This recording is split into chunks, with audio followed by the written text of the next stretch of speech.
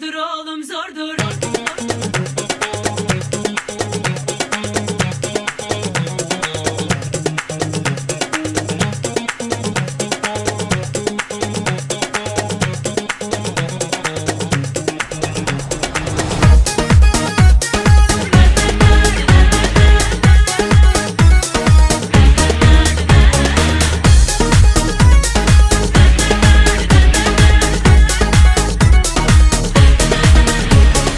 Aklın başına geldi mi?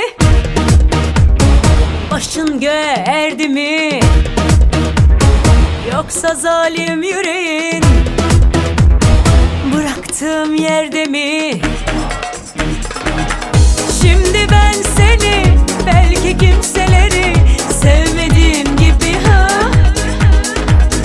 kendimi de aşıp sınırlardan taşıp yani deli gibi sevmedim mi?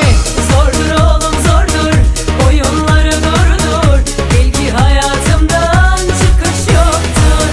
Kurdum saatleri, saydım sebepleri, unutmadım inan bu sonundur. Zordur oğlum zordur, oyunları durdur, bil ki hayatımdan çıkış yoktur.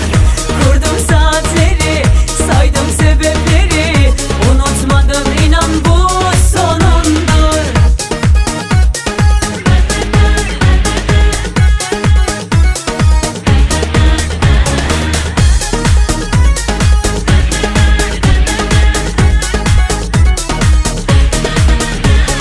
Aklın başına geldi mi?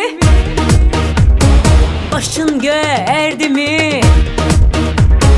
Yoksa zalim yüreğin bıraktığım yerde mi?